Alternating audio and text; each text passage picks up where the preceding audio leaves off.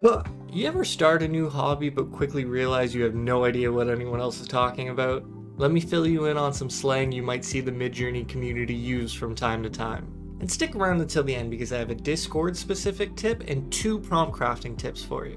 Most of these were collected and put together by Triketra on Discord, so thanks a bunch. First up, we have Midge and Mitch. These are the default man and woman that Midjourney will come up with. I think the name comes from the letters MJ, like Midjourney, Midge. Midge, the woman, is beautiful, has dark hair, almost a smile. Mitch has been described as being cadaverous with sunken cheeks and red eyes. I'm not too sure about the first part, but the red eyes, you'll certainly recognize those. When you see someone say that MJ is dreaming, this just means that Midjourney had very little to work with and is kind of winging it as it goes along. I think one of the telltale signs that you'll start to notice are 2 colors, red and teal, that will come up in the generations. The next term you might see people referencing are blob forms, and these are just the aliens you might see when Midjourney is dreaming.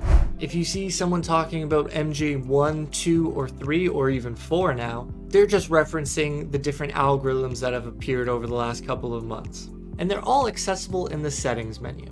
When someone talks about U-rolls, this is just referring to the upscale buttons. Clicking the upscale button twice will give you very similar images, but not the same. I believe the phrase is deterministic, which means that Midjourney will use the same path each time, but come to a slightly different conclusion. You might also see someone use the phrase V-rolls, and this just refers to people using the variation buttons under the images. Pretty simple, right? And on that note, you might also see the phrase Rerolls, which just refers to that little recycle button beside the generation. This will make Midjourney rerun the prompt, only using a different seed this time. Okay, next up are 2 theories that you might see floating around the Midjourney community. The first is confirmation bias. And this is important because it's very easy to be fooled by your brain when it comes to Midjourney. You might think there's a magical seed number that gives you a near perfect result every time. More often than not, this is just confirmation bias. Midjourney is so unpredictable, there are thousands of seeds. It's very unclear if there are any underlying patterns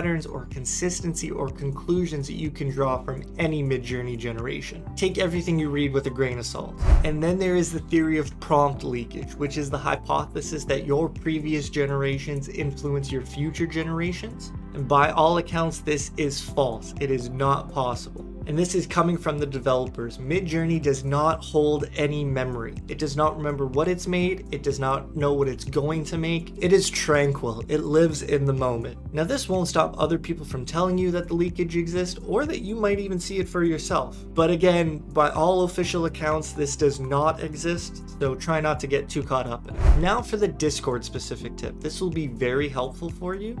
Not necessarily with Midjourney specifically, but on Discord in general. You can press Control or Command and / to bring up a list of every Discord shortcut available on your keyboard. Take it in, write down which ones you think might be helpful, but it's important for you to know that these keyboard shortcuts are there to help you. And that brings us to 2 prompt crafting tips. If you want a complete object in frame on a clean or simple background, use the phrase product photo. Because Midjourney studies from the internet, this will bring up a reference of all the clean and crisp objects on display as products, and that will help you get the shot you're looking for in Midjourney. And if you're looking for a grid of related objects, use the phrase Sprite Sheet. This isn't perfect, but it'll give you a bunch of variations on one general idea. Let me know in the comments below if there are other slang words that you've come across in the community. Subscribe to the channel for more hot Midjourney tips and tricks. Hope you're doing well, take care, see you next time.